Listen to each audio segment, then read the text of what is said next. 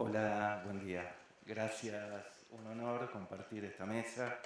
Gracias a la Federación, gracias a Pilar, gracias Claudio, gracias a la Asociación de Médicos Generalistas. Quiero ver, no me quiero extender. Allá en el año 2003, el primer vínculo que tengo con La Pampa fue un vínculo estrecho y muy fuerte. Fue cuando iniciamos la campaña desde la cátedra de la condena social a la condena real, cuando perseguíamos que todos los médicos que violaron los derechos humanos sean condenados, o sea, juzgados, condenados e inhabilitados por vida. Fue en ese contexto que se acerca un periodista pampeano, un escritor intelectual, Marcelino Acosta, que a partir de ahí empecé a tener vínculos de lo que fue ese hombre digno, ¿no? Y después fui amigo de su nieto y de la esposa de su nieto. Bueno, este fue mi primer vínculo con la Pampa. Ahora bien, hablar de mercantilización de la vida es lo que nos está pasando, ¿no? Voy a partir desde una postura. La primera cuestión, considero que los derechos humanos son la piedra fundante para una perspectiva liberadora. De otra forma no lo considero. Y que a partir de ahí es que nuestro marco de referencia, nuestro marco, digo, del colectivo donde participo, es el respeto a la dignidad humana, donde la vida humana pasa a ser el protagonista único y la defensa de los derechos humanos el modo de reconocerlo. Desde ahí voy a basar mi intervención. Lo planteé en tres aspectos. El primero, yo creo que lo que nos está pasando es producto de los cambios sociales que hubo en la pandemia, esta sociedad pospandémica, un concepto de catástrofe, y después voy a hablar algunas consideraciones y algunas propuestas de lo que creo que surge. La crisis sanitaria que enfrentó la Argentina y el mundo puso en tensión a todos los equipos de salud, también a los quienes dirigían. Esta tensión que puso se evidenció en quienes teníamos que tomar decisiones en momentos de mucha incertidumbre. La pandemia generó un contexto sanitario excepcional, con las siguientes características. La primera fue de incertidumbre, vulnerabilidad de la sociedad, y quienes estaban vulnerables fueron más vulnerables y muchas veces vulnerados. También se puso en vulnerabilidad a los equipos de salud. Hubo un cambio profundo en las relaciones sociales y relaciones sanitarias. Cambios en la relación médico-paciente, la modificación de rituales y la falta de respuesta de complejo científico-tecnológico para dar una respuesta para enfrentar esa crisis. Instalada la pandemia, la expectativa colectiva en qué giró, en el retorno a esa normalidad prepandémica, esa categoría de normalidad prepandémica. Mi intención es poner en cuestión este concepto de normalidad. Ese concepto de normalidad se da en un contexto de factores determinantes de emergencias, de virus con alta tasa de morbilidad y mortalidad, evidenciando que este estado de normalidad al cual se aspiraba a retornar presentaba indicadores socioambientales, sanitarios, mucho más preocupantes y trágicos que aquellos de los que los medios instalaban de lo que pasaba con el COVID.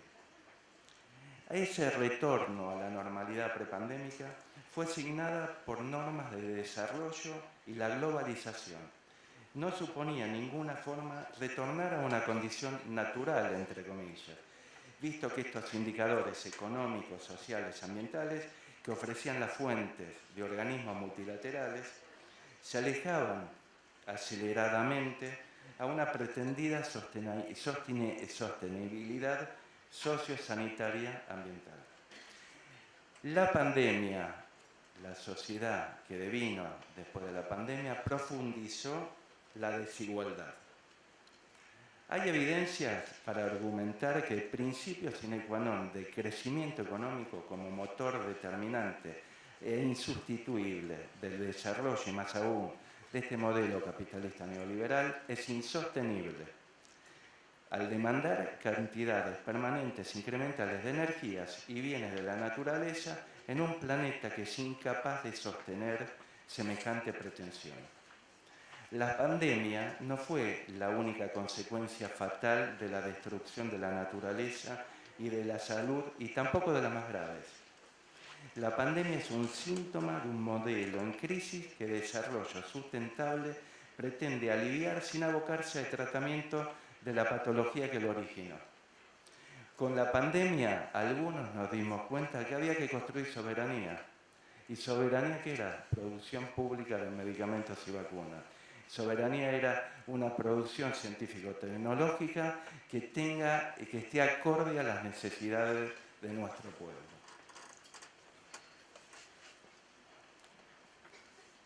Encima ocurre la incorporación de todo lo telemático, que introduce un cambio más en las relaciones sociales. Estos cambios que produjo la pandemia profundizaron un cambio que se venía dando en lo simbólico y en los sentidos, con respecto a las categorías como salud y enfermedad, vida o muerte, a quién pertenece conocimiento científico, cómo se produce. Un ejemplo es, por ejemplo, la deconstrucción de lo que es la cuestión racial y la neutralidad moral de la ciencia, que hoy en día está en cuestión. Que esto, para darles un paréntesis, esto se empieza a deconstruir después de los juicios de Nuremberg, ni más ni menos. Esto es hablar solamente de la pandemia. Voy a hablar un poquito de algunas cosas que parecen lejanas y cercanas. Allá por el 2004 fui autor de un documento que se llamaba Política Nacional de Medicamentos, un análisis del programa Remediar. En este documento lo que pretendía, más allá del análisis del programa y sostener que la producción pública era una construcción soberana sanitaria para los intereses de la nación, analizábamos la ideología que sustentaba este tipo de créditos que daba el Banco Mundial, y fue en función de esto que empezamos a hablar de consenso de Washington. Este consenso de Washington que se plantea a finales de la década de los 80, cuando cae el muro, este consenso de Washington que el Banco Mundial, Fondo Monetario, Grupo de los Siete y toda esa caterva de gente que nos arruina la vida constantemente, empezó a idear programas de liberalización en todo el mundo y emitir documentos directrices que llegan hasta hoy a la actualidad. Por ejemplo, en el tema de salud, el documento Invertir en Salud. Este documento Invertir en Salud, que fue planteado por el Banco Mundial en 1991, planteaba que las políticas de salud desarrolladas y llevadas a cabo en los países de medianos y altos ingresos, uno de ellos Argentina, donde le daban un rol protagónico al cambio estructural que debía hacerse y las políticas de ajuste en todo el mundo, y en esto nosotros. ¿Qué decían?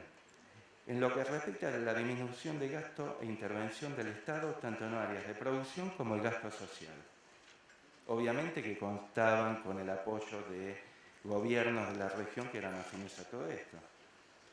Tanto los organismos internacionales de crédito, Banco Mundial, BID, ya no financiaban prioritariamente obras que planteaba y necesitaba una nación, sino que financiaban políticas.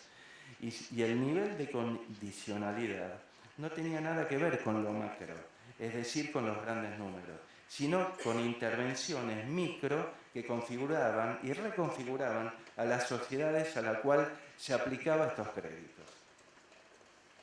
Por decirlo de alguna manera, mientras que antes las intervenciones de los organismos eran financiar o no objetivos de las sociedades, ahora la intención es de participar no solo en la elaboración, sino también en la ejecución fina de las distintas políticas para que las sociedades lo lleven adelante. ¿Qué entendían estas políticas del documento Invertir en Salud? Me voy a detener en algunos puntos. Cuentas públicas. Exigían la disminución del gasto público y en uno de sus puntos la aceleración de la reforma del Estado y del ajuste fiscal en provincias y municipios. Gestión pública. Promueve la tercerización, o sea, la privatización de la administración pública. Provincia y municipios. Requiere el ajuste fiscal y reforma de la administración. Previsión social. El BID, en ese momento, la hacía responsable a la previsión social en un 40% por el desequilibrio fiscal. La regulación. Si bien la Argentina decía que había cumplido con todas las etapas de privatización, debía seguir profundizando esto. Estamos hablando del año 91.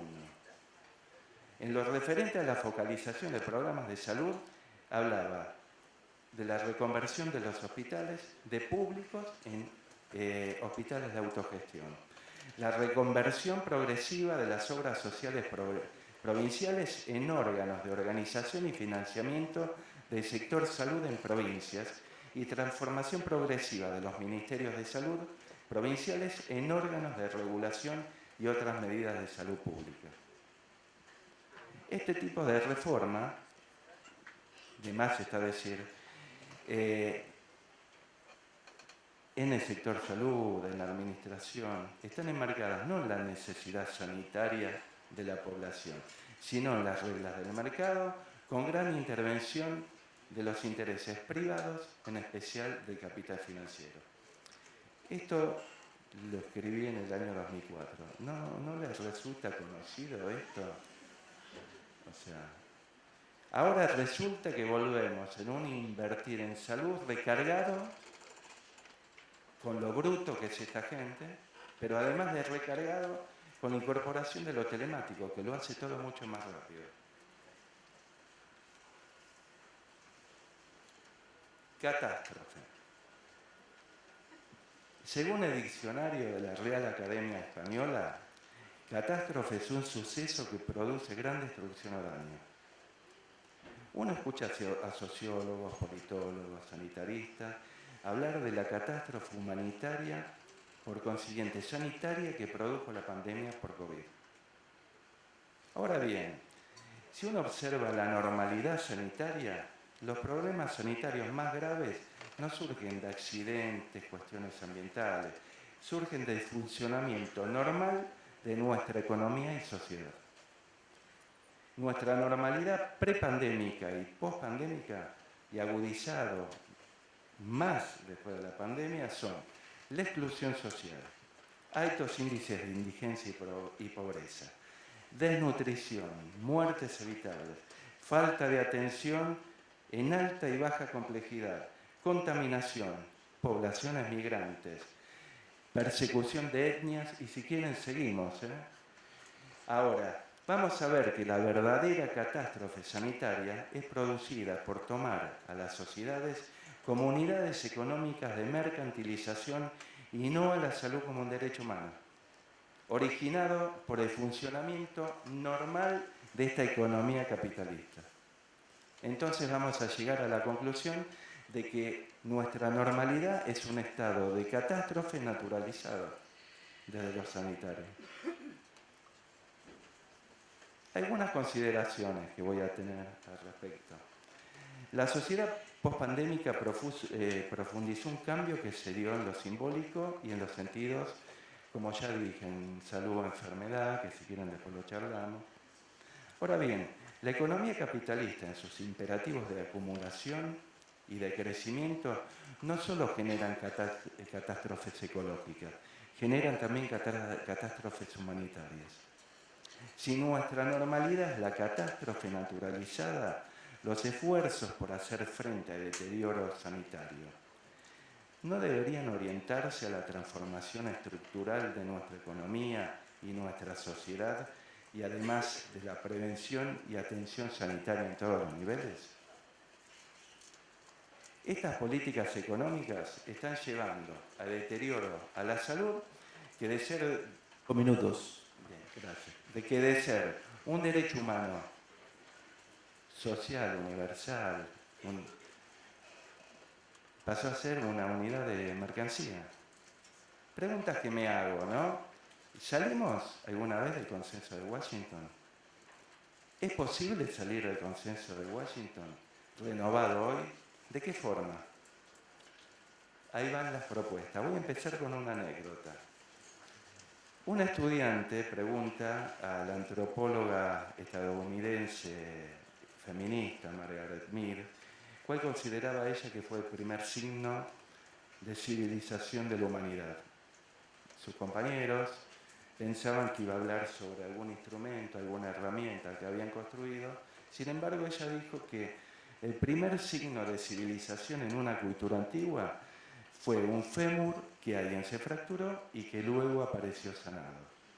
Med explicó que en el reino animal, cuando uno se rompe una pierna, se muere, pues no puede procurarse comida y agua, ni huir de peligro, así que eres fácil presa de las bestias que rondan por ahí. Ningún animal con una extremidad inferior rota sobrevive de tiempo suficiente para que el hueso se suelda. De modo que un fémur quebrado y que se curó evidencia que alguien se quedó con quien se lo rompió, que lo vendó e inmovilizó la fractura, es decir, lo cuidó. Y ahí van algunas propuestas. Y si empezamos por cuidarnos y cuidar a los otros, y no hablo de un cuidado individual, hablo de un cuidado no solo individual, sino que institucional. Ese cuidado de cuidar los derechos, que no nos saquen los derechos, pelearlos. Y además, y si hablamos de solidaridad, pero quedarnos en eso solamente no alcanza. Para mí, además de la solidaridad, hay que construir soberanía. ¿Qué quiero decir cuando planteo construir soberanía? Que todo el mundo tenga atención médica universal y gratuita en todos los niveles de atención. Construir soberanía es detener la desnutrición, producción pública de medicamentos, una ciencia que esté orientada a los intereses de la nación. Construir soberanía es no al monocultivo, no al extractivismo. Es tener políticas de inclusión, que no haya más pobres e indigentes. Y para terminar, voy a decir una consigna que tomó la cátedra desde los inicios allá en el 2000, una consigna que llevó adelante la Federación de Médicos y Psicólogos Residentes allá por finales de los 60 hasta el 77, que decía: por una medicina gratuita, igualitaria, científica, a cargo del Estado y al servicio del pueblo. Hoy más que nunca es posible esto. Gracias.